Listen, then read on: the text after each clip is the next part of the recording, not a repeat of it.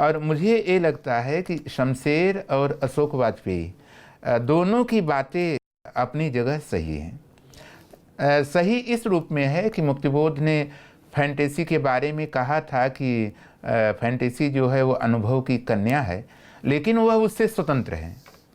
तो दरअसल ये जो छायावादी कविता है, इसका स्वस्थ रूप नई कविता में भी विकसित होता है।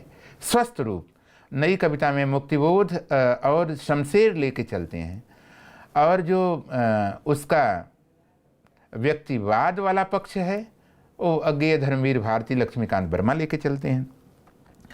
तो इस रूप में अगर देखा जाए कि मुक्तिबोध की कविता की जो बनावट है, तो सही बात है, वो तो या उसके जो टूल्स हैं, उसके जो औजार हैं, वो निराला से बिल्कुल अलग हैं। लेकिन लंबी कविता की जिस तरह की शुरुआत निराला ने की थी, मुक्तचंद की जिस तरह से शुरुआत निराला ने की थी, मध्यम वर्ग के संघर्ष की, राम की शक्ति पूजा में जिस तरह की शुरुआत निराला ने की थी, तो हम देखें तो इस तरह से जुड़ते भी हैं और अपना स्वतंत्र अस्तित्व भी रखते हैं। तो मैं ये कह रहा था कि शमशेर ने ये पहली पहल एक कवि के रूप में, एक बड़े कवि के रूप में मुक्तिबोध की पहचान शमशेर ने की थी, उनकी कविताओं की खासियत की पहचान। और सबसे बड़ी बात ये कि शमशेर के बारे में जब ये बात कही जाती है कि तो सही कही जाती है कि भाई नई कविता के भीतर नई कविता से संघर्ष करने वाले, प्रयोगवाद से संघर्ष करने वाले दो कवि थे जिनकी विचारधारा वामपंथी थी। उसमें एक मुक्तिबोध थे और दूसरे शमशेर थे। और जैसा कि मैं कह रहा हूँ कि ये बड़ी सुखद बात है कि शमशेर की कविताओं पर खुद मुक्तिबोध ने शमशेर मेरी दृष्टि में लिखा लेख, और मुक्तिबोध की कविताओं पर उनके मरणोपरांत खुद शमशेर ने लिखा था। ये बड़ी अच्छी बात है। और इस नई कविता से और ख़ास तौर से प्रयोगवादी कविता से बाहर रहकर संघर्ष करने वाले जो कवि हैं वो मूलतः नागार्जुन हैं, त्रिलोचन हैं और केदारनाथ अग्रवाल हैं। तो एक तरह से कहते हैं बड़ा जो कवि है वो परंपरा में हो करके भी परंपरा का अतिक्रमण करता है। तो मुक्तिबोध की कविता के बारे में एक चीज़ का ये ध्यान में हमें रखना होगा। दूसरी बात ये कि शमशेर जो है उनकी कविता के बारे में एक बहुत बड़ी बात अंधेरे में कविता के बारे में कहते हैं कि ये हमारा जो जन का संघर्ष है, जनता का संघर्ष है, उसका इस्पाती दस्तावेज है। और नई कविताओं में जो जिसे कहते हैं सर्वोत्कृष्ट उच्च जो है ये ठीक है। बाद में इस कविता का महत्व नामौर सिंह जी ने भी पहचाना, लेकिन एक कवि के रूप में इसकी पहचान शमशेर ने सबसे पहले की थी। एक तीसरी महत्वपूर्ण बात मुक्तिबोध की कविता को समझने के बारे में शमशेर ने ही कही थी, और ये बात ये थी कि उन्होंने कहा कि ये मूलतः मध्यवर्गीय ही कविता है। बाद में उसका स्पष्टीकरण खुद नामौर सिंह ने भी किया और मुक्तिबोध ने अपने लेखों में किया। तो मैं ये कह रहा हूँ कि कैसी निम्न वर्गीय कविता, एक उच्च मध्यम वर्ग है, एक निम्न मध्यम वर्ग है। तो मुक्तिबोध ज़्यादातर बड़े शहरों में नहीं रहे, छोटे छोटे शहरों में, कस्बों में रहे, और वहाँ तो एक जो निम्न वर्ग का आदमी है वही संघर्ष करता है, तो उसी जमात से आते थे। तो इसकी पहचान भी पहल शमशेर ने की। दूसरे जो बड़े कवि हैं अशोक वाजपेयी हैं। जैसा कि मैंने कहा कि उन्होंने उनकी कविताओं का छोटा सा संपादन किया। संपादन छोटा नहीं है, भूमिका उसकी छोटी है। तो उसमें उन्होंने एक बड़ी अच्छी बात कही कि मुक्तिबोध जो है वो कठिन समय के कठिन कवि हैं, और उसको उन्होंने स्पष्ट किया। अगर ये लाइन हम केवल इतने को ही सब कुछ मान लें तो मुझे लगता है गलतफहमी हो सकती है, क्योंकि कठिन समय तो क्या निराला के समय में नहीं था, क्या कठिन समय कबीर के समय में नहीं था? अगर कठिन समय नहीं था तो समाज की आलोचना करने की कबीर को इतनी ज़रूरत क्या थी? निराला की जो हालत हुई या एकांकीकार भुवनेश्वर की जो हालत हुई, तो मुझे लगता है कि हर समय का जो समाज है, जो मूल्यों वाला व्यक्ति है, उसके लिए तो कठिन ही हुआ करता है। लेकिन मुक्तिबोध जिस निम्न मध्यम वर्ग से आते थे, मध्य वर्ग से आते थे, और जो रोजी रोटी का संघर्ष था, जो उनके अपने परिवार में लव मैरिज कर लेने के नाते या अपने नौकरानी की लड़की से शादी कर लेने के नाते एक पारिवारिक संघर्ष था, तो वो सारी चीज़ें इकट्ठी हो गई। तो अशोक वाजपेयी ने बहुत अच्छी पहचान की कि बड़ी मेहनत से, बड़े संघर्ष के साथ, बड़े वैचारिक संघर्ष के बाद उन्होंने अपने चिंतन को और अपनी कविता को, अपनी सर्जना को अर्जित किया था। तो एक बात अशोक वाजपेयी की बिल्कुल सही है। दूसरी महत्वपूर्ण बात अशोक वाजपेयी ने उसमें ये कही, जैसा कि मैं कह रहा था कि जो उनके समय के कवि हैं, उनके बाद के कवि हैं, उनके जरिए भी हम मुक्तिबोध की कविता की को पहचानने में मदद ले सकते हैं। तो दूसरी बात उन्होंने ये कही कि ये जो मुक्तिबोध की कविताएं हैं, उनका जो लैंडस्केप है वो काफ़ी विशाल है, बहुत वैविध्य भरा है, और उसमें जो नायक है, नायक शब्द तो मैं सही नहीं मानता, लेकिन वो कहते हैं कि उसका जो नायक है, काव्य नायक है, वो सामान्य आदमी है। लेकिन और शमशेर ने भी इसकी पहचान की थी। शमशेर वाजपेयी क्या कहते हैं, अशोक वाजपेयी ने उसे थोड़ा सा और विस्तृत किया। तो ये जो सामान्य व्यक्ति है, ये नियतिवादी नहीं है, जैसे कि अज्ञेय के यहाँ है, या फिर क्या कहते हैं उत्तर छायावाद में एक नियतिवाद इनके यहाँ भी है, छायावादी कविता में एक नियतिवाद है। तो मैं ये कह रहा हूँ कि वो नियतिवादी नहीं है, वो बराबर संघर्ष करता रहता है। और जिस ज़माने में बड़े बड़े नायकों का पतन हो गया, उस ज़माने में एक सामान्य आदमी की संघर्षशीलता को हीरो बना देना, तो वो एक प्रतिनायक है।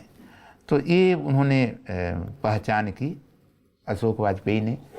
कुंवर नारायण को हम जानते हैं कि वो भी एक बहुत प्रतिष्ठित कवि हैं। उन्होंने मुक्तिबोध की कविता की बनावट पर लिखा।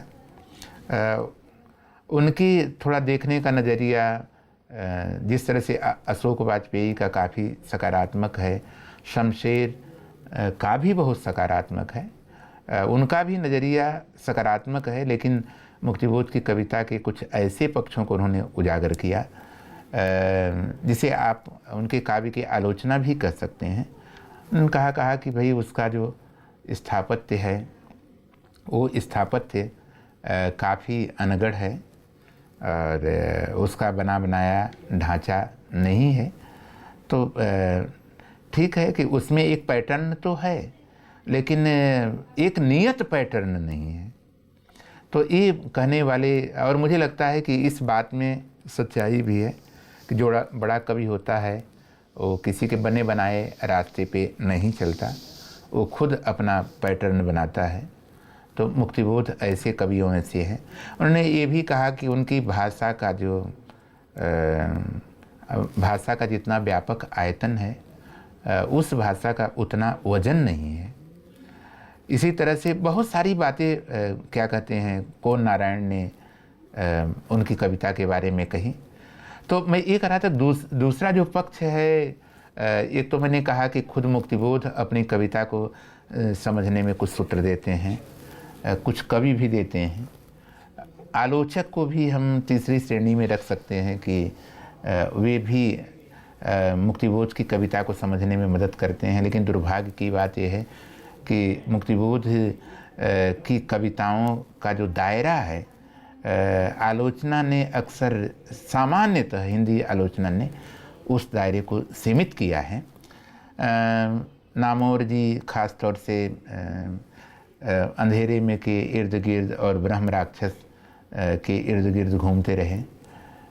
नंद किशोर नवल ने ख़ास तौर से उनकी 4 कविताओं को ही महत्व दिया।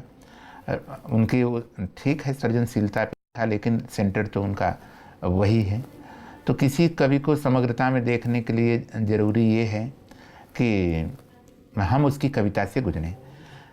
नंद किशोर नवल ने एक बड़ी महत्वपूर्ण बात कही, और मुझे लगता है कि मुक्तिबोध की कविता को समझने के लिए वो सूत्र बड़ा महत्वपूर्ण है।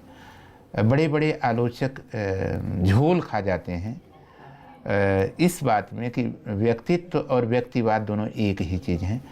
और प्रगतिशील आंदोलन के दौर में भी ये गलतियां हुई थी, बड़े बड़े आलोचकों से गलतियां हुई थी और उन्होंने व्यक्तित्व और व्यक्तिवाद को दोनों को एक ही समझ लिया था। और मुझे लगता है कि मुक्तिबोध की कविता को अगर हमें ठीक से पकड़ना है तो हम व्यक्तित्व को छोड़ के नहीं चल सकते। व्यक्तिवाद उनके यहाँ नहीं है, उनके यहाँ व्यक्तित्व की बात ज़रूर है, अस्मिता की बात ज़रूर है, आंतरिकता की बात ज़रूर है, लेकिन ये अज्ञेय की आंतरिकता नहीं है, ये लक्ष्मीकांत वर्मा की आंतरिकता नहीं है। लक्ष्मीकांत वर्मा का जो व्यक्ति है वो समाज से कटा हुआ है, अज्ञेय का जो व्यक्ति है वो व्यक्तिवादी है, लेकिन मुक्तिबोध का जो व्यक्ति है वह व्यक्तित्व संपन्न है और वह आत्मचेतस तो है ही है, वह विश्व चेतस भी है। वामपंथी दृष्टि के नाते वह अपने को समाज से जोड़ने की जद्दोजहद करता है। तो नंद किशोर नवल ने इसकी पहचान की। तो अब मुझे लगता है कि मुक्तिबोध की कविताओं की सबसे आत्मीय समझ या मुक्तिबोध की कविता का जो सही अर्थ है उसके सबसे निकट नंद किशोर नवल ही पहुँचते हैं। एक चीज़ और भी ध्यान में रखने की है कि खुद मुक्तिबोध की कविताएं अपने को समझने में सबसे ज़्यादा हमारे विद्यार्थियों की मदद कर सकती हैं, अध्यापकों की मदद कर सकती हैं। उनके कुछ जो सूत्र हैं, कुछ पारिभाषिक शब्द कविताओं में हैं, वे हमको काफ़ी मदद कर सकते हैं। ये है कि उनकी कौन कौन कविताएं बहुत ज़्यादा मदद कर सकती हैं। हम सभी जानते हैं कि उनकी जो कविता है वो अंधेरे में तो बहुत चर्चित है, वो तो हमें मदद कर ही सकती है। इसके अलावा एक उनकी कविता है चकमक की चिंगारियाँ। ये कविता उनको मुक्तिबोध को समझने में बहुत मदद करती है। और मैं देख रहा था इस क्रम में लाइव कास्ट व्याख्यान देना था, तो उस क्रम में थोड़ा सा मैं गुजरा भी उनकी कविताओं से। पूरी कविताएं तो नहीं पढ़ पाया, इतना वक्त भी नहीं था, लेकिन 15-20 कविताओं से मैं गुजरा और मुझे लगा कि चकमक की चिंगारियाँ एक ऐसी कविता है जो उनकी कविता को समझने में मदद करती है। जैसे उनकी कविता पढ़ते समय इस बात का विद्यार्थी को और अध्यापक मित्रों को ध्यान में रखना चाहिए। उसमें उन्होंने कहा कि मुक्ति जो है वो अकेले की नहीं होती, मुक्ति जो होती है वो सबके साथ ही होती है। और मार्क्सवादी जो अवधारणा है वो यही है। अंधेरे की कविता का जो काव्य नायक है वो क्या करता है, वो यही तो करता है कि वो जो है निष्कासित हो करके कहाँ जाता है, वो जनयुद्ध से ही तो मिलता है। तो एक ये उन्होंने कहा कि अकेले की मुक्ति का जो रास्ता है वो अकेले का नहीं होता। एक बात ये उन्होंने महत्वपूर्ण कही थी। दूसरी बात इसी कविता में उन्होंने ये कहा था कि ये तय करो कि आप किस पक्ष में खड़े हैं। इसी कविता की एक लाइन है, किस पक्ष में आप खड़े हैं, पहले अपना पक्ष तय करो। अगर आप पूंजीपतियों की तरफ सत्ता नसीनों के साथ खड़े हुए हैं तो फिर आपका पक्ष ही अलग हो गया, आप शत्रु पक्ष के हो गए। तो जनता सर्वहारा के पक्ष की वो बात किया करते थे, जनता के पक्ष की बात किया करते थे, व्यक्तित्वांतरण की बात किया करते थे कि अगर आप मध्य वर्ग के हैं, निम्न मध्य वर्ग के हैं तो भी, मध्य वर्ग के हैं तो भी, यहाँ तक कि आप अगर उच्च वर्ग से ताल्लुक़ रखते हैं तो आप भी व्यक्तित्वांतरण करके आप सर्वहारा जनता का साथ दे सकते हैं, उनका सहयोग कर सकते हैं, उनके साथ चल सकते हैं। आखिर में एंगल्स भी तो क्या था, वो तो पूंजीपति ही थे, लेकिन मार्क्स और एंगल्स की दोस्ती तो ख्यात है जगत में, बल्कि दोनों का साथ साथ नाम लिया जाता है, मार्क्स और एंगल्स। तो मैं ये कह रहा हूँ कि उन्होंने ये कहा कि पहले पक्ष अपने को तय करना पड़ेगा। और इसी कविता में उन्होंने तीसरी बड़ी महत्वपूर्ण बात कही थी, जो उनकी कविता की कुंजी है, कि हमारी जो कविता है वह जो है वो काल यात्री है, वो त्वरित काल यात्री नहीं है, वो बड़े लंबे काल की यात्री है। और इसलिए उसके लिए दो शब्दों का इस्तेमाल उन्होंने किया था कि वो विश्व शास्त्री है। शास्त्री उसे कहते हैं जो विश्व का ज्ञान रखे, और वह जनचरित्री है। कविता उनकी जो कविता है जनचरित्री है, जनता के जीवन को लेकर चलती है, जनता के लिए वो है, जनता के हित के लिए है, जनता को सुसंस्कृत करने के लिए है। तो एक कविता ये बड़ी महत्वपूर्ण है, और ये कविता मुक्तिबोध की कविताओं को समझने में बड़ी महत्वपूर्ण है। एक कविता और भी उनकी है, वैसे सब कविताएं कुछ न कुछ मदद करती हैं। मुक्तिबोध की एक कविता है कि विषयों की कमी नहीं है, जिसमें चौराहे की बात आती है, रास्ते की बात आती है। तो उस कविता का मूल सार ये है कि विषय तो बहुत हैं, विषय की कमी नहीं है, विषयों का इतना आधिक्य है कि जो कवि है उसका ठीक से चयन नहीं कर पाता। उसके पास ऐसी दृष्टि नहीं है, ऐसी सुचिंतित दृष्टि नहीं है कि विषय चयन नहीं कर पाता वो ठीक से। और इसकी पहचान शमशेर ने की थी कि भाई जितने प्रयोग आप देखेंगे कि प्रगतिशील कवियों में नागार्जुन ने किया, अज्ञेय तो खैर घोषित रूप से प्रयोग के वादी थे, वो कहते ही थे कि भाई हम तो प्रयोग ही करेंगे, प्रयोगवादी हम इसलिए हैं कि हम नया नया प्रयोग करते हैं। लेकिन मुक्तिबोध की कविताओं की पहचान शमशेर ने बड़ी अच्छी की। उन्होंने कहा कि भाई मुक्तिबोध का जो प्रयोग है वो सबसे ज़्यादा विषय को लेकर ही प्रयोग है, उन्होंने शिल्प के स्तर पे प्रयोग नहीं किया उतना। और मुझे भी शमशेर की बात ये सही लगती है, शिल्प के स्तर पे इनसे ज़्यादा प्रयोगशील नागार्जुन है, इनसे ज़्यादा प्रयोगशील केदारनाथ अग्रवाल हैं। शमशेर बहुत